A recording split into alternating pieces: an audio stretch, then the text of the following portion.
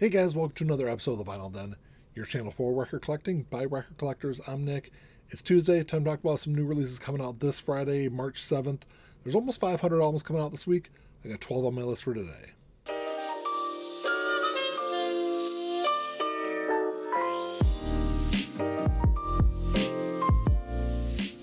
There's a bunch of links down below. You got links for the Vinyl Den Facebook group, for the merch page, for the Spotify and Apple Music playlist that I put together every week, and the Patreon page. So make sure you check all that out.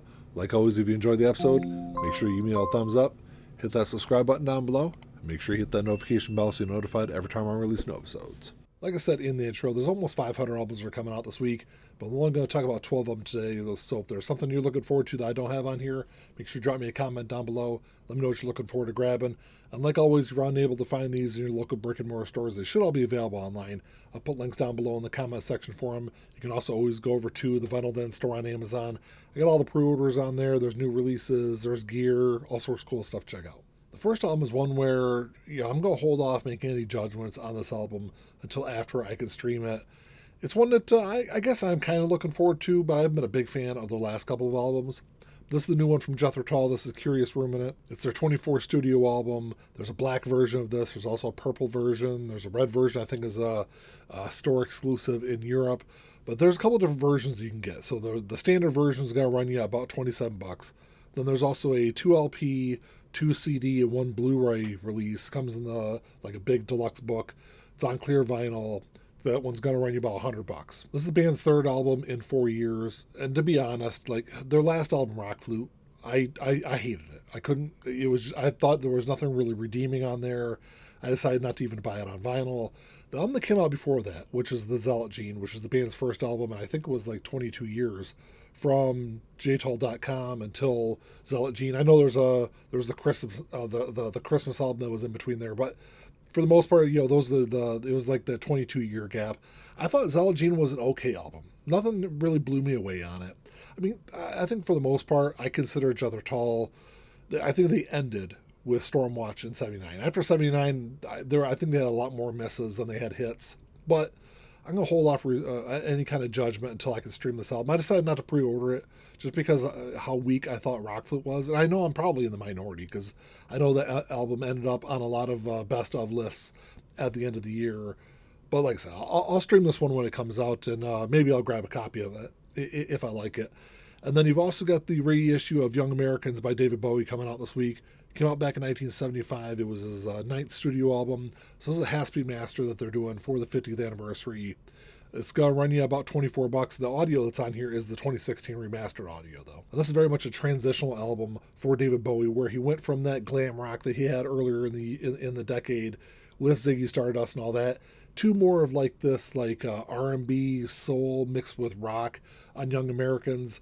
And it worked. It was met with wide critical acclaim.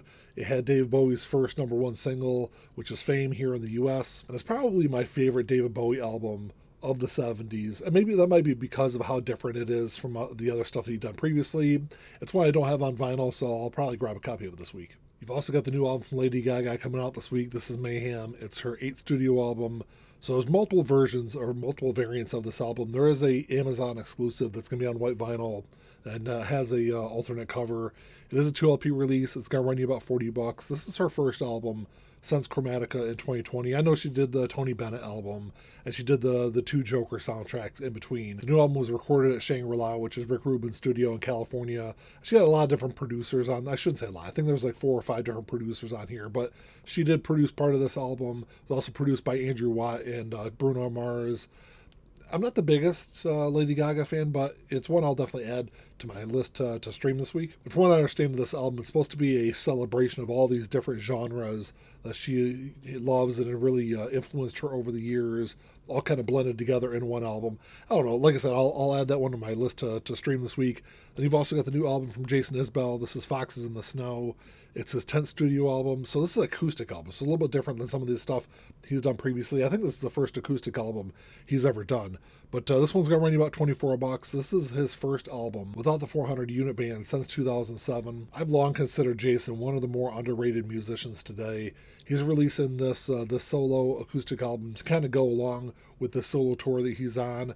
It's one that I've loved his last couple of albums. It took me a while to get around to listen to his music, but I love everything I've heard from him. I'm sure this is going to be a good album also. There's also some big reissues that are coming out this week. The first one was The Sickness by Disturbed. Came out back in 2000. So this is their debut studio album. It's going to be on green vinyl, 25th anniversary release. It's going to run you about $28. Of course, this album is known for Down with the Sickness. It's one of the biggest nu metal albums of the early part of the 2000s. It would hit I think it was number 29 on the Billboard 200. Like I said, it's known for that one song. But, looking at this album 25 years on, there's actually a couple other singles on this album that did really well also commercially. But I think it's the one track that everyone knows off this album. It's actually the one track I know from the band. I don't think I've listened to a whole lot off of this album. I was never a big nu metal fan outside like Linkin Park. But, there's some good stuff on this album if you're unfamiliar with it. Then you've also got the reissue of Duncan Sheik's self-titled debut album. Came out back in 1996. So this is a reissue of an RSD 2024 release. But this one's going to be on olive green vinyl, whereas the RSD version was on blue vinyl.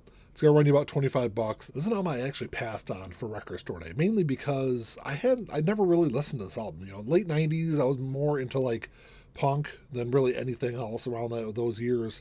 So it wasn't until after Record Store Day, and actually after all these records sold out on Record Store Day, that someone was like, hey, if you like late 90s rock, especially late 90s pop rock, it might be a good album to listen to. And once I sat down and listened to it, I only knew, I think, 2 songs off this album when it was released. I realized I actually liked a lot of the other stuff on this album, so it's probably one I'm probably gonna grab this one when it comes out this week. I think I didn't grab it on Record Store Day mainly because I think it was like over $40 for Record Store Day, and now that it's getting reissued, it's $35. I think is a little bit better a price for that album. Speaking of albums that I never really listened to when they were released, but I probably should have, is Extreme Behavior by Hinder. So this came out back in 2005. It was their debut studio album. So there's a red version of this. There's also a Blackberry, which is like a dark purple color, which I think is going to be the one that's going to be available in all your local record stores. So this one's going to run you about $33. I've long considered this band one of those early 2000s one-hit wonder bands, even though I know they had some moderate success with a couple of other singles, especially off this album. Lips of an Angel was the big track off this one, the one track that everyone knows from this band. And I think before listening to this album, I haven't listened to the whole thing. I've only streamed parts of it recently. But before listening to that, that's the only song I think I've ever known from this band. But it's another one I'll add to my list to finish streaming this week before I go to the record store this weekend. And then the next one is One Day Remains by Alter Bridge. So this came out back in 2004. It's also their debut studio album.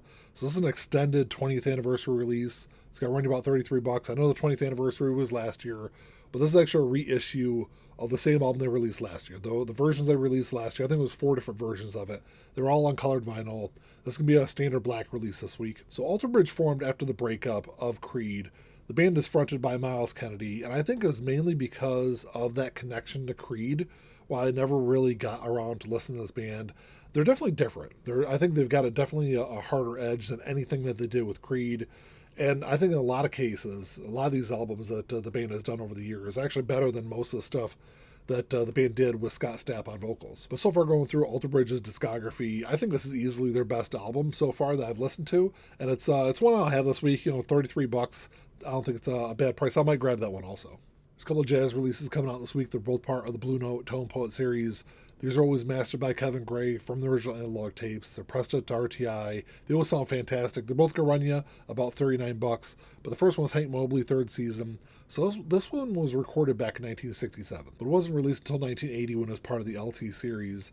So this album was recorded between A Caddy for Daddy and High Voltage, but with a larger band. There was a full 7-piece band he used on this album, but it didn't really come across like that. It doesn't sound like that on the album. It sounds like a much tighter, smaller band. I think it's a testament to the quality of musicians he had on here. But along with Hank Mobley, you got James Spaulding on here, Lee Morgan, Cedar Walton, Sonny Greenwich, Walter Booker, and Billy Higgins on drums. Hank's one of those musicians I've definitely gotten more into his music over the last couple of years, so I'm definitely looking forward to that one. And then this next release, I'm not really familiar with this one. So this is Curtis Amy and Frank Butler, Groovin Blue. This came out back in 1961. Same thing. It was all mastered by Kevin Gray, pressed to RTI. It's going to run you about $39. And this is one of the first recordings to feature Bobby Hutcherson, who was only 19 when this album was recorded. I think this is also the first recording ever for Carmel Jones. It's a blend of hard bop and West Coast jazz. I think I've only heard one track off this album. It's definitely one I'll check out more this week. We also got Multiple by Joe Henderson coming out this week. This came out back in 1973. This is part of the Jazz Dispensary Top Shelf series. It's going to run you about $33. This is the same thing as those Tone Pot releases, though. These are all mastered by Kevin Gray. They're pressed to RTI. I'm sure they're going to sound fantastic. I've never bought any of these Top Shelf series releases, though. This is definitely one I'm interested in. So this album is more of like an avant-garde, almost a jazz fusion album. It is really different than anything that Joe had done previously. His 60s albums were more traditional, kind of hard bop. And then as he got into the 70s, his music definitely changed. I think some of his 70s albums are probably some of the most underrated music of Joe's career. But Joe met some great musicians on this one. He's got Larry Willis, Dave Holland, Arthur Jenkins. It is a good lineup. I've streamed this once. Probably, it was just within the last couple of months I first listened to this album. So it's another one I'll check out this week. Then the last one I got on my list is Neil Young, Oceanside, Countryside. So this is a new release he's coming out for. This is all part of the Neil Young archive series. There's a black version of this album. There's also a clear one. I think the clear one is only sold in local record stores. I think it's like an indie exclusive release. But this one's going to run you about $28. This is a lost album that he recorded in May to December 1977, which is right around the same time he was recording Comes a Time, which was released in 1978. And it has that same country folk kind of sound to it. And 3 of these songs ended up appearing on Comes a Time. So Oceanside is the first side of this album, and it's all just Neil alone. And then Countryside is the second side, and it's Neil with his whole band. I was never a big Neil Young fan when I was growing up, but over the last several years, I've actually started getting more and more into his music, especially the 70s music. I like a lot of the stuff from the 70s, but it's another one that might be worth checking out this week. Well, that's all I got for you today, guys. Thanks for checking the show out. Make sure you drop me a comment down below. Let me know what you guys are looking forward to grabbing. There's a lot of stuff I'm going to stream this week. I'm definitely going to stream that new Jethro Tull album. I'll probably grab that David Bowie album. I might grab a couple of those jazz releases. I might grab the Hinder release also. I don't know. We'll see what I end up grabbing. But let me know what you guys are looking forward to. But like always, if you enjoyed the episode, make sure you give me a thumbs up. Hit that subscribe button down below. And that's all I got. Until next time, keep on spinning. Peace.